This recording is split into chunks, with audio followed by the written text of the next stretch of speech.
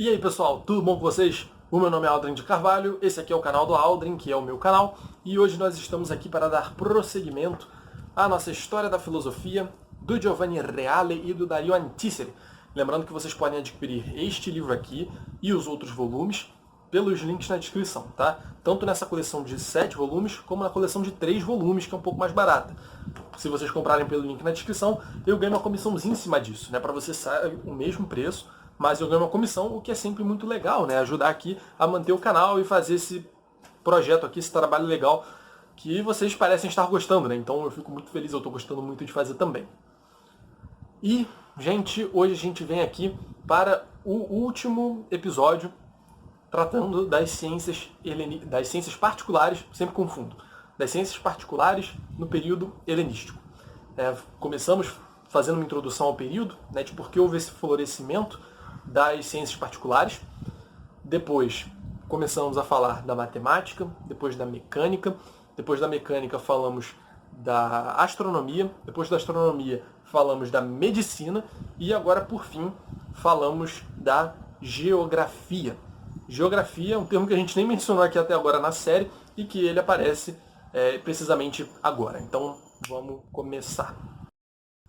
A geografia encontrou sua sistematização na obra de Eratóstenes.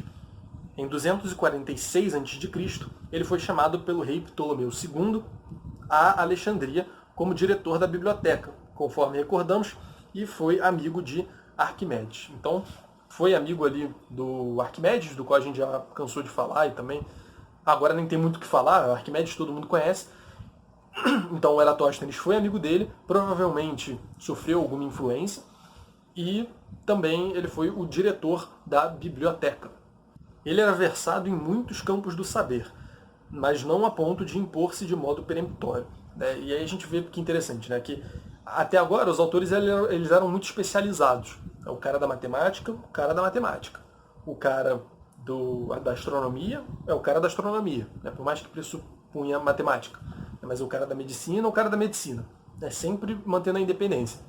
Só que o Eratóstenes, e talvez até por ele ser diretor da escola, né, da biblioteca, estou falando de escola, não sei porquê, talvez até pelo fato então dele ter sido diretor da biblioteca, ele tinha um saber mais vasto, né? Ele tinha um conhecimento mais plural, vamos dizer assim.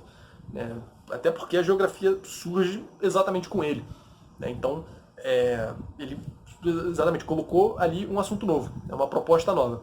Ele não desenvolveu nada que estava sendo feito antes. Ele não tinha como ser especializado nisso. Ele precisou fazer aquele esforço, trazer aquele assunto para a discussão. Então, evidentemente, isso pressupunha um conhecimento mais geral, e ele vai até usar da matemática também, a gente vai falar disso. Seu mérito histórico foi o de ter aplicado a matemática à geografia, e o de ter esboçado o primeiro mapa do mundo seguindo o critério dos meridianos e dos paralelos. Então ele vem com essa distinção entre meridianos e paralelos, que é algo que a gente usa até hoje. Né, no globo terrestre, né, no mapa mundi, nós temos os meridianos, né, que cortam a Terra verticalmente, não é isso? E nós temos também os paralelos, que cortam a Terra horizontalmente. E assim, a partir dessa grade que acaba se fazendo, dá pra gente traçar as coordenadas, né? Ver, o meridiano é esse, e aí tá quantos graus do meridiano, né? Qual é a distância. Então, a partir dessa distinção, né, dessa repartição, a gente começa a poder ter uma ideia um pouco mais objetiva, um pouco mais clara, melhor dizendo, de como se orientar no mapa, né? Como divide um mapa, como é que se situa as coisas no mapa, e assim por diante. Baseando-se em cálculos engenhosos, fundamentados e com correção metodológica, Eratóstenes também conseguiu calcular as dimensões da Terra. Então, o cara não só fundou a geografia, como fez algo que... Pô, isso aí é uma conquista gigantesca, né? Não tem nem o que falar. O cara calculou as dimensões da Terra muito aproximadamente com o que a gente tem hoje. É algo muito, muito próximo. Ele fala aqui que o resultado alcançado pelo Eratóstenes, o resultado obtido foi de 252 mil estádios, aproximadamente 39.960 quilômetros. Na antiguidade, o valor do estádio não era uniforme, né? Era uma medida dava para a gente usar facilmente um estádio para medir alguma coisa. Mas, se é verdade que o estádio adotado por Eratóstenes equivalia a 157,5 metros, então a cifra que daí resulta é apenas poucas dezenas de quilômetros inferior à que hoje se calcula. Então não é nem 100 quilômetros a menos do que o que a gente tem hoje em termos de, né, da circunferência do globo. Bom, e aí é óbvio que eu ia querer mostrar isso aqui para vocês. Né? Como é que foi mais ou menos o raciocínio dele? Bom, aqui embaixo a gente tem a Terra, que não está tão esférica assim, né, mas dá para entender que é a Terra.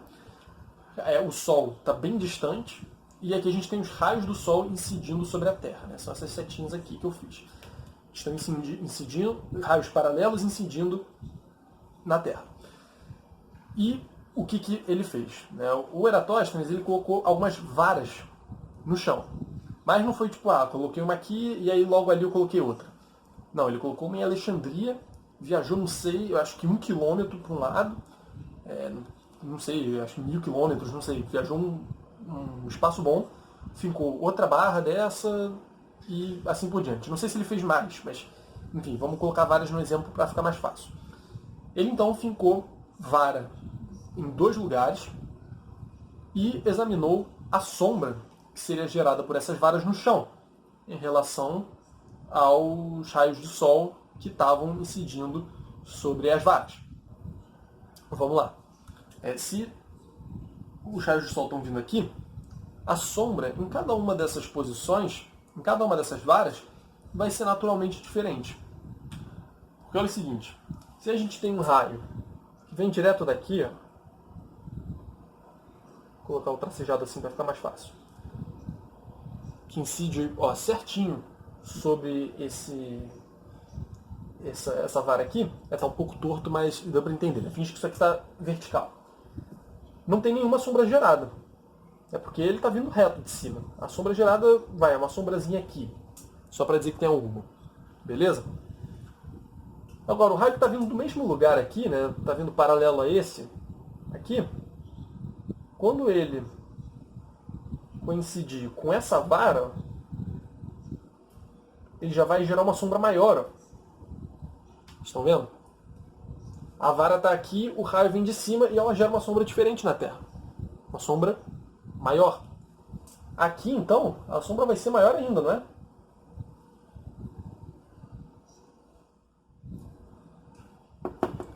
A sombra vai aumentando na medida que vai chegando para cá. Existe um ponto, né? Aqui ao meio-dia, né? Claro, o horário tem que ser o mesmo, né? Então, ao meio-dia, a sombra exerce desse jeito aqui, e nesse mesmo horário, a sombra está desse tamanho nessa outra posição. Então, enquanto aqui está meio-dia, né, nessa outra posição, que está no horário diferente, obviamente, a sombra está diferente também. E aí, vocês conseguem perceber que isso aqui forma um ângulo, né? Um ângulo que vai se abrindo para formar uma sombra cada vez maior. A vara está aqui, o raio do Sol está aqui, aqui embaixo a gente tem uma sombra que quanto mais o ângulo ali se abre, maior a sombra vai ficando. Então ele foi vendo, bom, se eu estou chegando para cá, a sombra está aumentando. Eu não posso dar a volta na Terra inteira para ver isso, mas o que eu posso fazer é o seguinte, posso medir a distância entre esse ponto e esse, a distância x aqui, e eu posso também analisar quantos graus isso aqui mudou. Então, se aqui era algo completamente retilíneo de 0 graus, vai 0 graus, aqui já era um pouco mais. Vamos colocar aqui 30, não sei. E aí, então, vendo essa mudança, ele consegue ter ideia de quantos graus vai demorar, daqui a quantos graus vai precisar para a circunferência ficar completa, né? Porque aqui a Terra continua, né? Eu fiz metade da Terra, ela continua, dá a volta, chega aqui do outro lado. E aí, com base nessa mudança do ângulo e vendo essa distância, ele consegue ir juntando, né? Daqui a tantos quilômetros vai aumentar tanto o ângulo. Então aí já é mais x, aí x. Aí x dando a volta inteira. ele vendo o comprimento, né, melhor dizendo, a distância entre uma vara e outra, ele consegue estender esse raciocínio para o restante do globo, né, dando uma volta perfeita na Terra. E por isso que o raciocínio dele, né, o número no qual ele chegou, é muito preciso. Porque isso aqui é muito difícil de você errar. Você consegue medir isso aqui muito bem. Talvez na época fosse difícil você chegar no outro lugar no mesmo horário do outro, né? Tipo, é meio-dia no lugar. Você tem que estar num outro lugar no momento em que é meio-dia nesse primeiro lugar que você colocou a primeira estaca, né? Então deve ser um pouco difícil essa parte. Mas uma vez que você tem as informações, não é muito difícil de você calcular. Então só você aplicar o cálculo e ficar repetindo aqui, né? Então ó, a circunferência da Terra vai dar x vezes tantas vezes. Se for 1 quilômetro, então vai dar x vezes 40 mil mais ou menos, né? Que foi o que ele colocou. 39 mil e não sei quanto. Então, basicamente esse foi o raciocínio dele. Vendo então como os raios incidem aqui, né, qual o tamanho da sombra que elas geram, e assim consegue traçar a distância, consegue calcular o ângulo, né, dessa incidência, ver o tamanho da sombra, ver a distância entre uma vara e outra, né, a relação de quantos graus muda com o comprimento, com a distância entre as duas varas, e assim consegue dar a volta na Terra inteira sem sair do lugar. Né? O cara fincou duas estacas em duas cidades diferentes, conseguiu calcular a circunferência inteira da Terra. Bom, gente, se vocês quiserem ver um pouco melhor esse raciocínio, caso tenha ficado confusa a minha explicação com o meu desenho não muito bom, vocês podem dar uma pesquisada no YouTube, que existem várias outras demonstrações disso. Quer dizer, pessoas representando essa demonstração. Tem até uma animação que eu vi uma vez, eu acho. Se eu encontrar um link, eu deixo por aí. Se eu lembrar também, que eu sempre esqueço de colocar os links. Mas, enfim, basicamente essa é o raciocínio dele e, enfim, muito preciso. Eratóstenes inicialmente foi um grande intelectual, um grande homem, um grande cientista. Bem, pessoal, muito obrigado por terem assistido. Eu espero muito, muito, muito que vocês tenham gostado. Não se esqueçam de comprar os livros pelos links na descrição, inscrever-se no canal, dar like no vídeo, comentar e divulgar o vídeo para quem vocês acharem que possa se interessar, tá bom?